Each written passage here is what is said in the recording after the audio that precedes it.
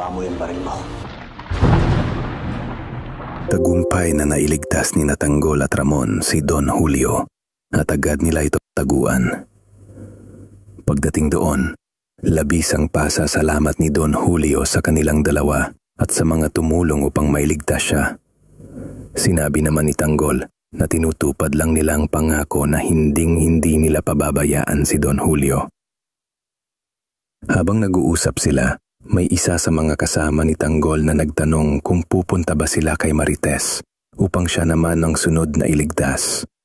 Napansin ng mga kapitbahay na nakakulong si Marites sa isang kwarto sa bahay nila Rigor. Nag-usap siya tutulungan makatakas. Nang nagkaroon sila ng kasunduan, sabay-sabay nilang binuwag ang mga kandado sa pinto. Pagkabukas, hinikayat nila si Marites na tumakas agad dahil sa gising. Kahit nag-aalala si Marites na baka madamay sila, nagpumilit ang mga kapitbahay na iligtas siya mula sa pang-aabuso. Sa bahay ng mga gerero, nakaupo sina Erica, Santino at Don Julio sa hapagkainan. Pagdating ni Jackie at Miguelito, napansin agad ni Santino ang kanyang damit at nagalit ito. Matapang naman na sinabi ni Santino na kung iyon lang ang problema, huhubarin niya ba to pabalik kay Miguelito. Dahil dito, naginit ang ulo ni Miguelito at agad silang nagsuntukan. Lumaban si Santino dahil para sa kanya, sobra na ang pang-aapi sa kanya. Sa kalagitnaan ng pensyon, napasigaw si Erica nang makita nilang inatake si Don Julio at napahawak ito sa kanyang dibdib. Sa presinto, dumating sila at agad silang hinarap ni Rigor.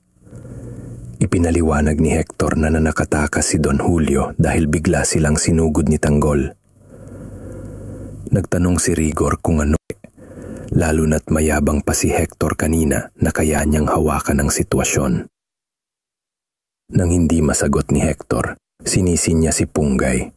Sinasabing naging pabaya ito sapagkat hindi niya nabaril si Tanggol kahit nagkaroon. Tinanong ni Rigor si Punggay kung totoo bang nagkaroon siya ng pagkakataon na barilin si Tanggol, ngunit hindi niya ito ginawa. Hindi man niya masabi ang paliwanag, tumanggo si Punggay at agad na intindihan ni Rigor na totoo ang sinasabi ni Hector. Galit na galit si Rigor at sinabi niyang wala silang kwenta at hindi sila mapagkakatiwalaan dahil hindi nila nakayang tapusin si Tanggol. Pagkatapos mapagalitan, natahimik si Punggay at nag-isip mag-isa. Naramdaman niyang kailangan niyang bumawi at itama ang pagkakamali.